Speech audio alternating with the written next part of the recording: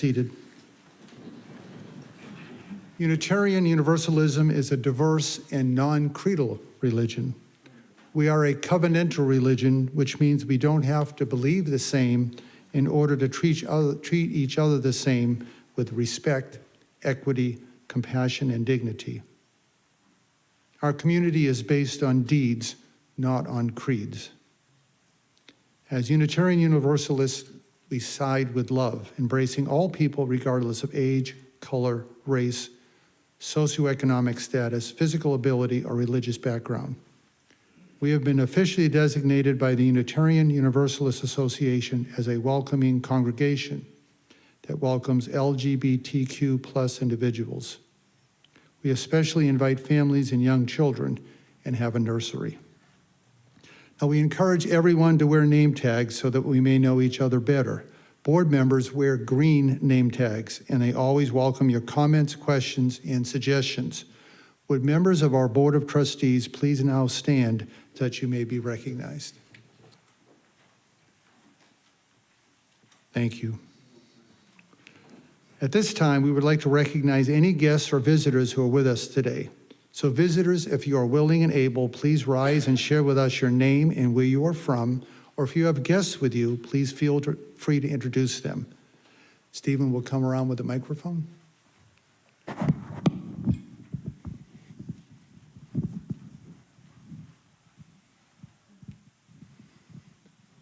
Just shy people. Yeah, Okay, they're not as delighted as you to see me. that's right.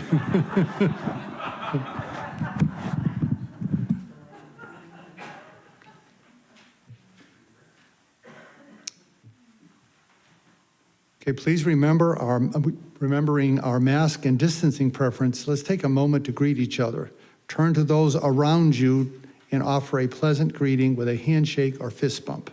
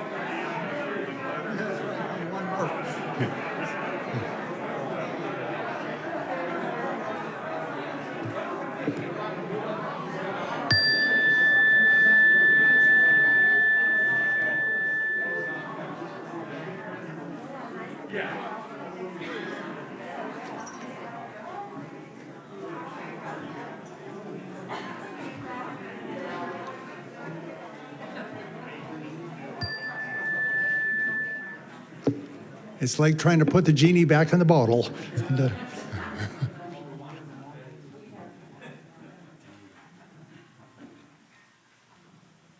Today's cellist later is Matt Donahue. Matt?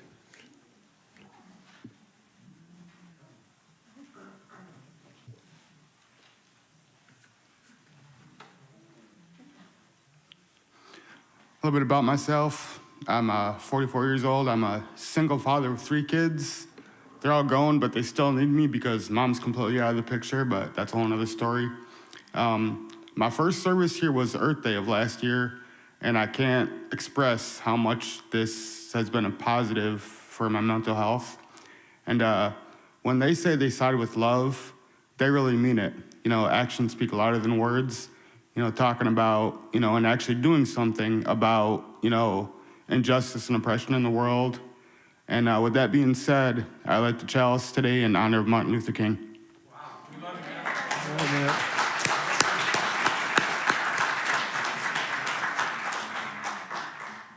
Spirit of light and life, come unto us. I invite our UUCC adult choir forward to sing Make Channels for the Stream of Love. These words are from Richard Trench, and it's an American folk melody. As the choir comes up, I'm going to read the poem for this piece to you. Make channels for the streams of love where they may broadly run, and love has overflowing streams to fill them, every one.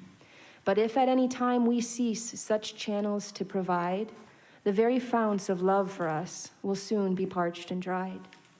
For we must share if we would keep this gift all else above. We cease to give, we cease to have, such is the law of love.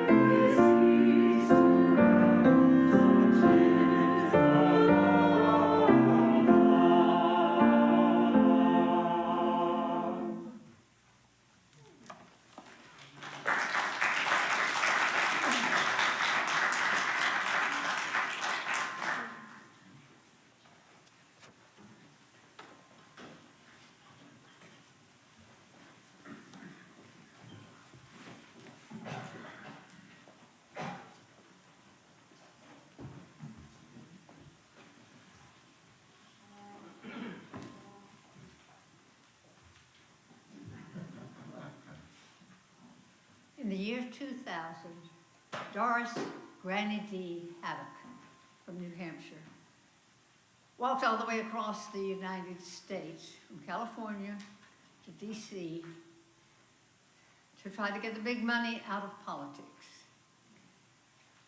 On the way, she stopped in Little Rock to speak at the First Missionary Baptist Church, where Dr. King had once spoken. I felt like a white bread sandwich at a parish banquet.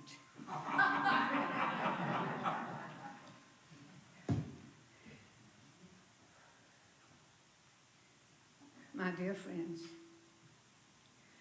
it is indeed an honor to stand and speak where Dr. Martin Luther King Jr. himself once stood and spoke. Here was a man who came into the world to speak the truth, and to use that truth and love to bring forth justice non-violently. From Dr. King's work came good changes: Voting Rights Act, opening of universities and public facilities. His voice still rings in our ears. We hear you, Dr. King. And the truth was this, and it remains this: that we are brothers and sisters together in the struggle against injustice.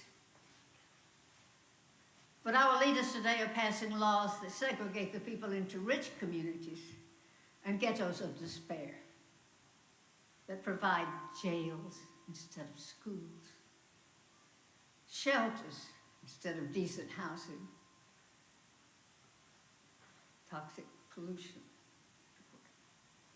There can never be true equality or justice so long as only the rich and privileged sit in the rooms of power, making rules for those outside the rooms.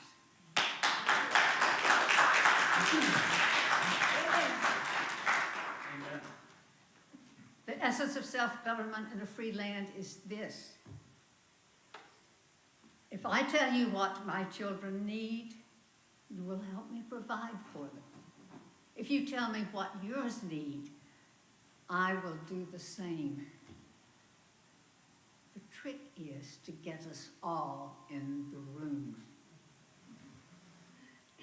From this day forward, the civil rights movement must join hands with the campaign finance reform movement to bring justice.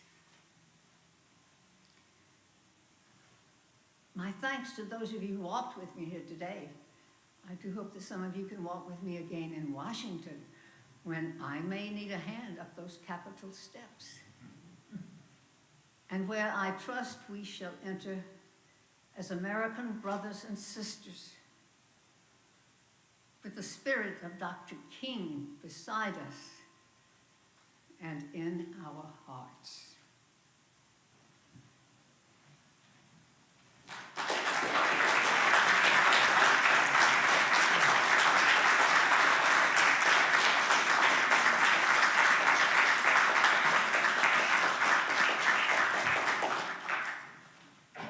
Thank you, Barbara. It's always beautiful when you bring Granny D into our presence. I'd like to invite any little ones that would like to come down for a moment for all ages. And if you'd like to stay where you are, that's just fine. I will take this opportunity. What I would like to do with our younger folks and with all of our congregation is to let you know that this kicks off our 30 Days of Love. And on the front of the program, in celebration of both Dr. King and our work as you use, you can see on the front of the program a website you can go to that has all kinds of activities that you can do as a family, as individuals, for a recognition of this 30 Days of Love, a different theme each week, and a different focus for you to really guide yourself and reground yourself in love.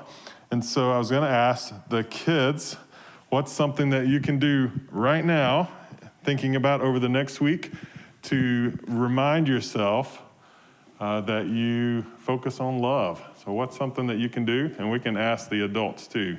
What's a good activity to reground yourself in love? Random kindness. Random kindness, all right. Anybody else want to share? Gratitude. Gratitude. Couple more ideas. Loving all people.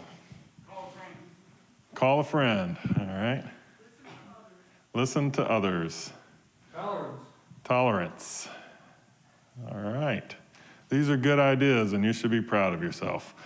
And of course, as we continue this good work, hopefully you will join us tomorrow in celebration of Dr. King, and a reminder for us that this is the core value of who we are as Unitarian Universalists. This focus on love over the next 30 days is really what grounds everything else that we do. So thank you for being willing to share.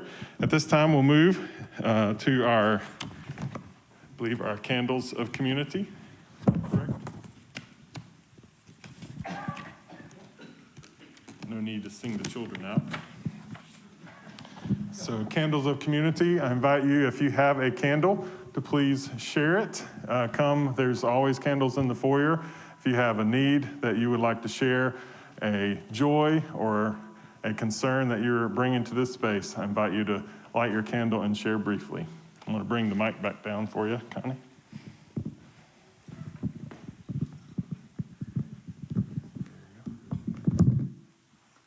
This is a candle of concern. As you all know, my mother passed away, and I am one of 7. There's 11 years between my older sister and my youngest sister, and I'm third in line from the top. Because of rules in Florida, my youngest sister is the executor of my parents' estate, and she is freaking out. It's a lot of work. she's afraid people will get mad, all the kinds of things that you can think about. So I would like you just to keep her, in your hearts.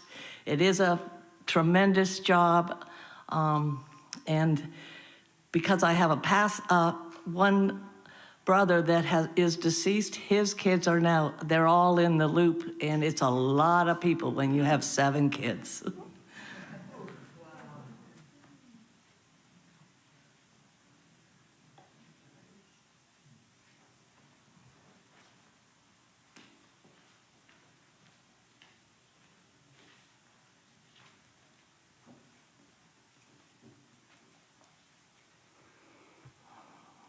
Well, good morning.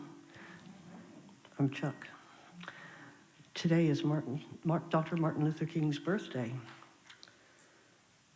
So let us turn our thoughts today to Martin Luther King and recognize that there are ties between us, all men and women living on the earth, ties of hope and love, of sister and brotherhood, that we are bound together in our desire to see the world become a place in which our children can grow free and strong. We are bound together by the task that stands before us and the road that lies ahead. We are bound, and we are bound.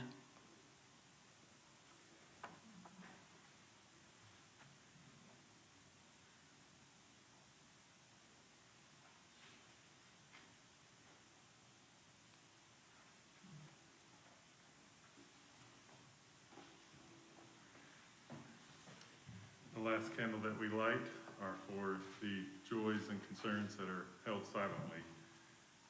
And just as important, just as needed, and just as much needing to be heard.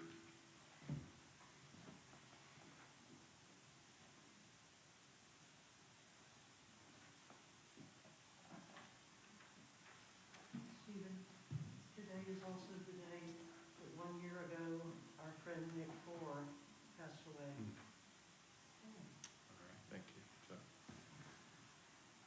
Good recognition and good remembrance of Nick. Our hearts are with you, Bruce. Let's take a moment, take a few deep breaths, remember all that we've heard, and provide a silent space for these to be felt and experienced.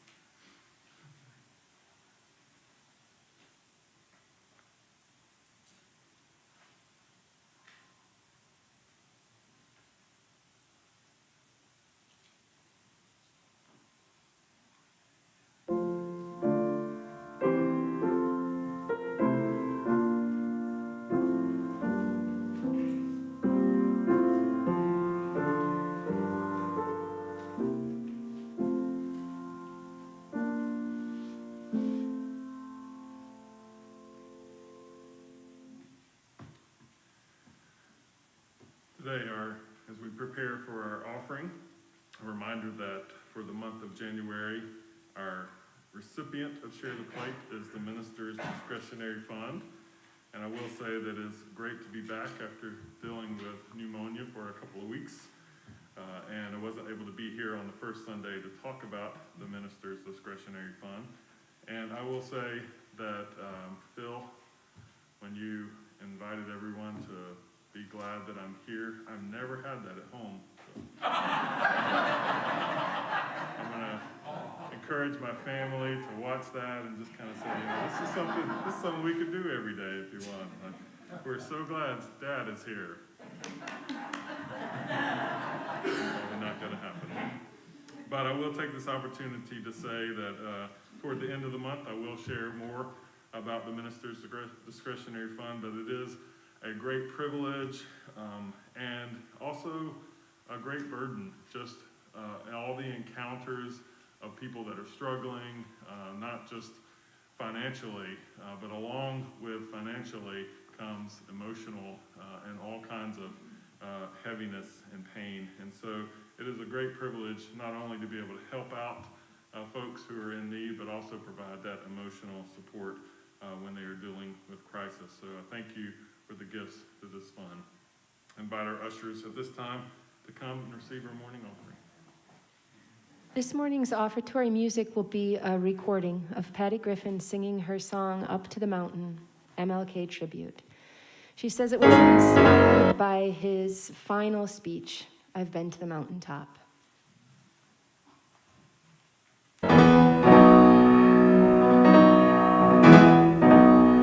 I've been up to the mountain because you asked me to. Up over the clouds to where the sky was blue. I could see all around me, everywhere.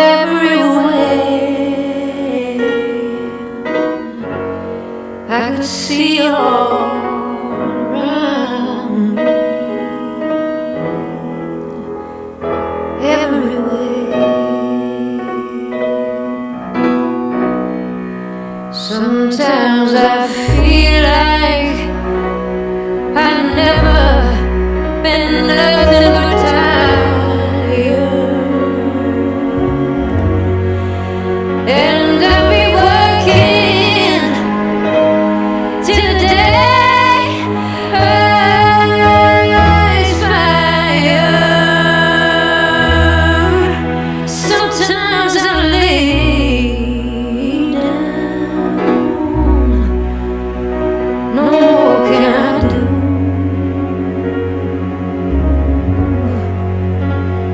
Then I go on again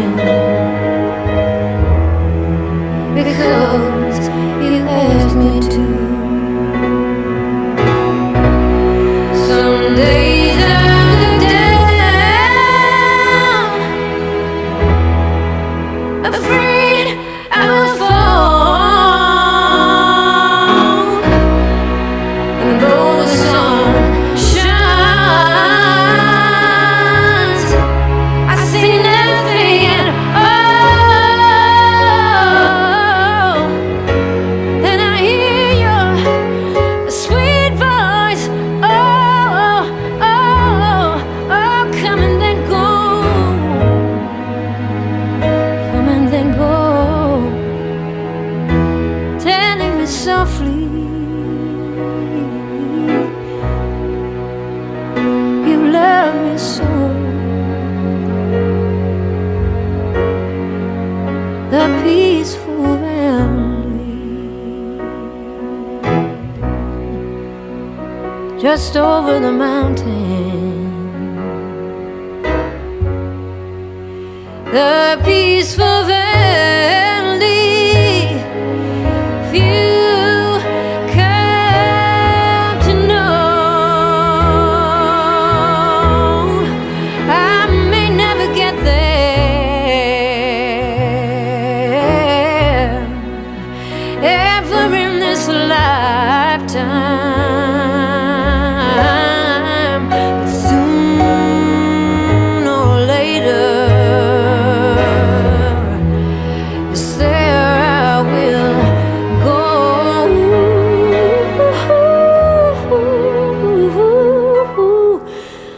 Sooner or later, is there I will go.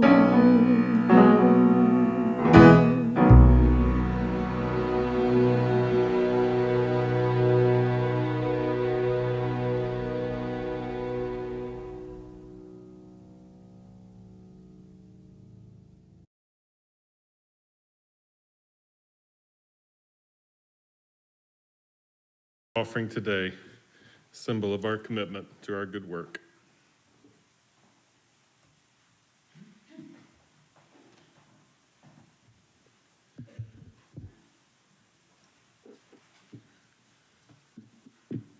Well, thanks, Anna. That makes it hard to go forward now. I think one of my contacts popped out with a tear, so this could get a little sketchy here.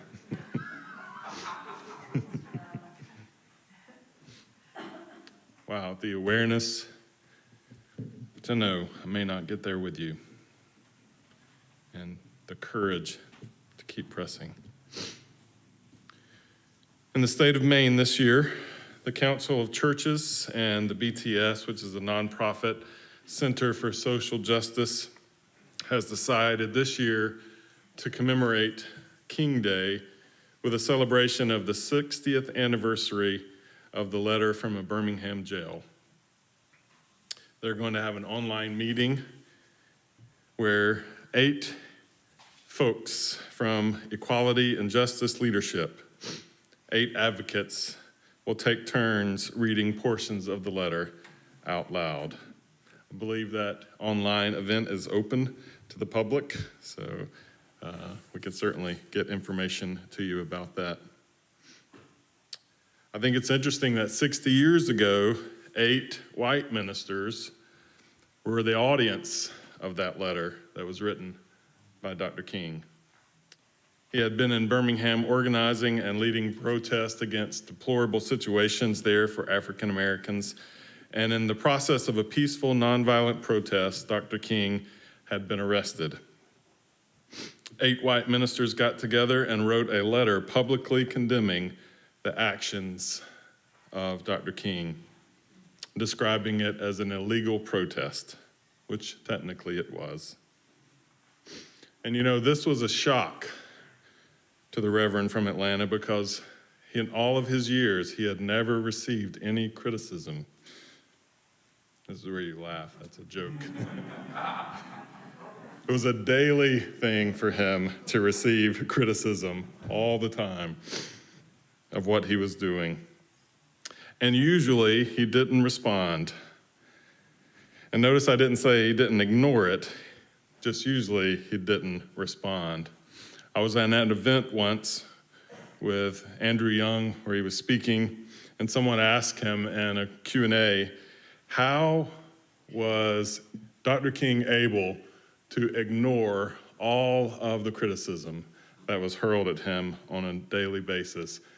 And I have to admit, as a young, I think about 23, 24-year-old, listening to Andrew Young's response really has stuck with me to this day. He said he never ignored any criticism. Never ignored it. He always listened and saw it as a chance to self-reflect and think about, is there any truth in this criticism? Is there something I can change about myself?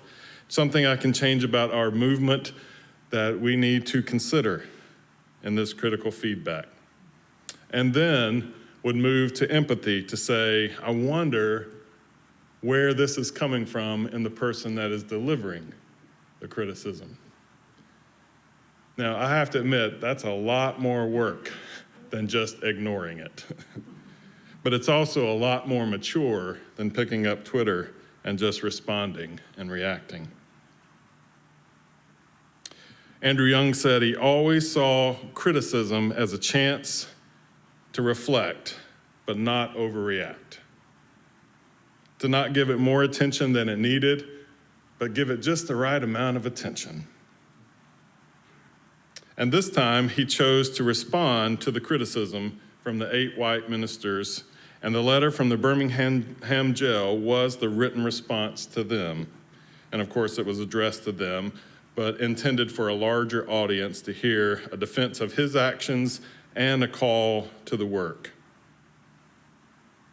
He invited them to see the bigger picture, which is often the work of hearing criticism, to be able to hear the person that's offering the critical feedback and to give them a bigger picture of what they are naming.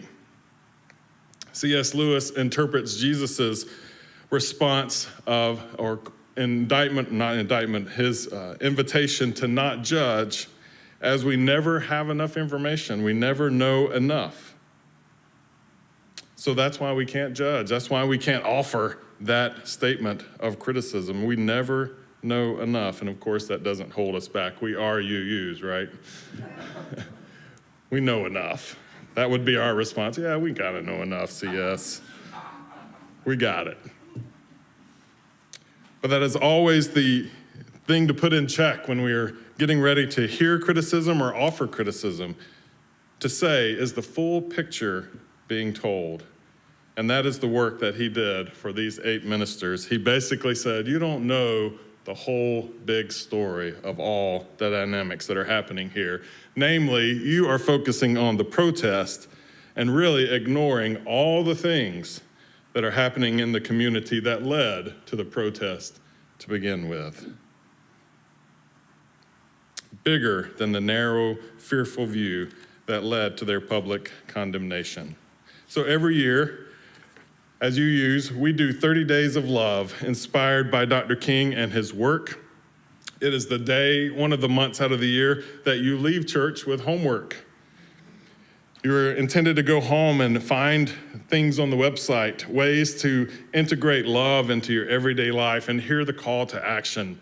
To know, as Matthew shared in his chalice lighting, that love is not just a concept that we talk about, but love is something that we put into action. So I think the words from the letter from the Birmingham jail is a great way to begin our 30 Days of Love this year, because it calls us to our core value as you use love and, of course, interconnectedness. Here are the words of just a portion of that letter from Dr. King. He writes, "Moreover, I am cognizant of the interrelatedness of all communities and states. I cannot sit idly by in Atlanta and not be concerned about what happens in Birmingham. Injustice anywhere is a threat to justice everywhere. We are caught in an inescapable network of mutuality, tied in a single garment of destiny. Whatever affects one directly affects all indirectly. Never again can we afford to live with a narrow, provincial, outside agitator idea." When we truly hear the call of Dr. King and we see ourselves as interconnected, we cannot just stand up and condemn or attack each other. We have to see ourselves as a part of the problem. And only when we see ourselves as a part of the problem can we envision ourselves then as a part of the solution. Interconnectedness leads to an effective form of social action and social justice. We can't ignore anyone's pain because it's our pain. We can't overlook unfair conditions, for we are a part of the system that created the despair. We can't let our proximity of being outside of the war zone in the Ukraine convince us that the explosions and the fire and the smoke and the injury and the casualties are not our own. You know, they say that technology has made the world a smaller place. We know that's not true. Technology has only revealed what has always been true. The world has always been small. We have always been interconnected. Anyone's struggles are shared struggles, and any victories have to be shared victories. King's call to interconnectedness not only reminds us that we are in this together, but also calls us to radical democracy and a need to preserve and defend true democracy in our lives, in our congregations, and in our country. And by the way, another one of our core values here at the UUCC. I would say that in this day and age, we could form a political party called the Radical Democracy Party. But you know what? It's already been done. In 1864, a group of Republicans and some Democrats who were unhappy with what they saw as Lincoln's slow and moderate approach to anti-slavery legislation and racial injustice gathered in Cleveland, Ohio, and formed the Radical Democracy Party. It was short-lived, but they elected John Fremont as a candidate for the presidential election that year. Notable attendees and supporters were Frederick Douglass, Elizabeth Cady Stanton, and Reverend Parker Pillsbury. And Reverend Parker Pillsbury eventually withdrew from this ultra-liberal party of the Republican Party. That's kind of hard to say in this day, this ultra-liberal wing of the Republican Party, because it wasn't active enough for Parker Pillsbury. And if you want to read an activist, around anti-slavery. And taking it a step further, you should read the work of Parker Pillsbury.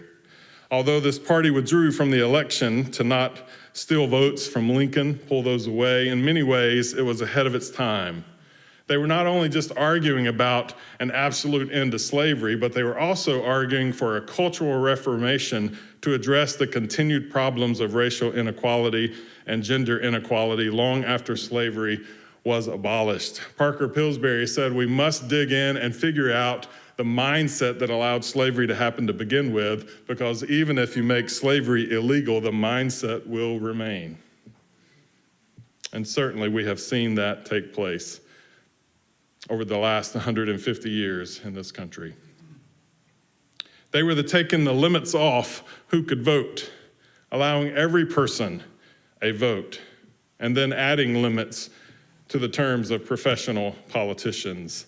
It was a call to democracy. And maybe we don't agree with all of that platform, but we do agree that democracy is a precious gift that must be protected. And if we truly hear the call of interconnectedness, we will pour our energy into making sure every vote is heard. Every person has a chance to let that voice be heard. Every vote is counted. And all of our districts that we draw are fair for free elections. Interconnectedness is the key to democracy. And of course, I would be remiss in the month of January if I didn't remind us that interconnectedness also builds a foundation for interfaith harmony, another theme of our month here in January. All of these religions and various forms of spirituality are just trying to understand and grasp mystery, trying to make sense of it all and find ways to make meaning. And they all use metaphor to do it. Even the concept of God is a metaphor. So if you take the metaphors and you peel back the metaphors, underneath all of them are basic human needs that we all share. And if you get to the basic human need that we all share, then we have interconnectedness. If we truly embrace that, then we got to know that standing against each other, fighting with each other to prove who is right, or attempting to convert each other from one faith to another are all acts of futility and a waste of time and energy, for we are all grasping at truth and meaning, and we have that in common, despite our different ways of naming it and practicing it. The UUCC choir sang just a few minutes ago in our service, and I think that you would join me in saying they provided beautiful harmony in the song that they sang. If you agree with me, say. All right. So let's just take a second and think about how the harmony was created, and maybe we can decide of the at least 4 parts of that harmony, which is the most important. Yeah. Maybe the choir would like to speak to that. Is it? All right.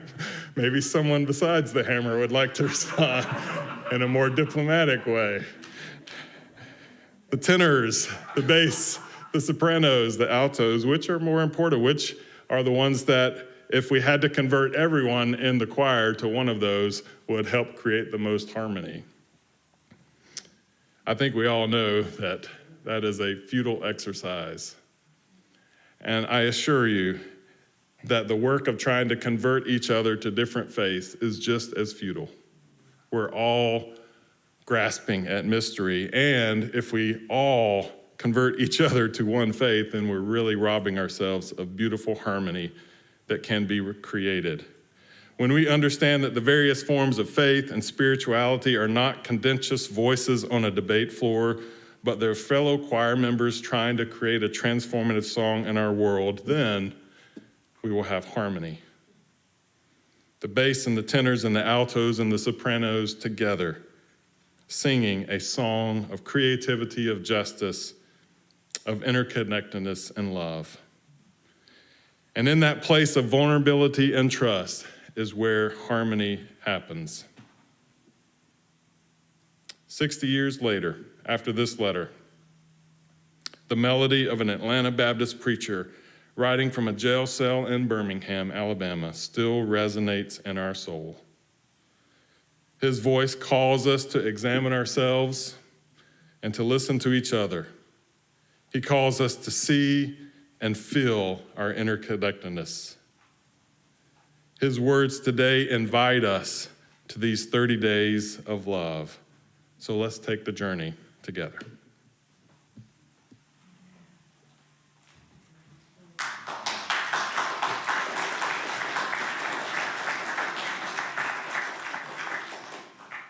Our closing hymn is number 131, Love Will Guide Us. It's in the gray hymnal. I invite you to turn to hymn 131, stand as you're willing and able, and join me in singing.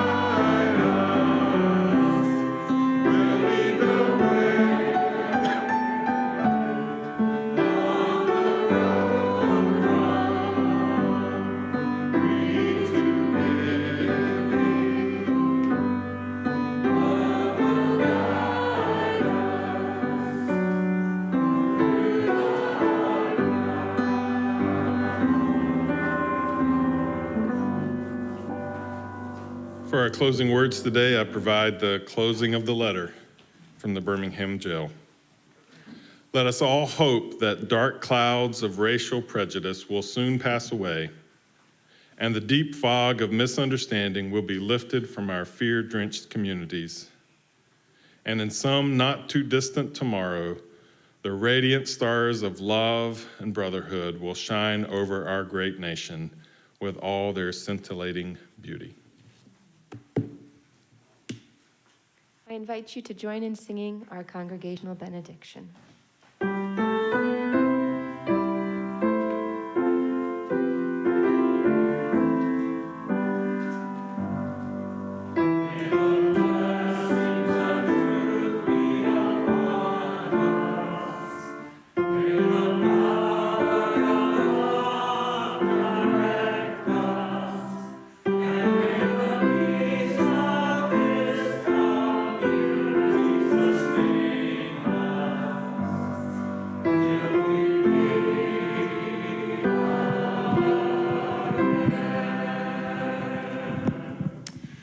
All right, thank you all for being a part of this service today. Thank you, the choir and Anna for the beautiful music.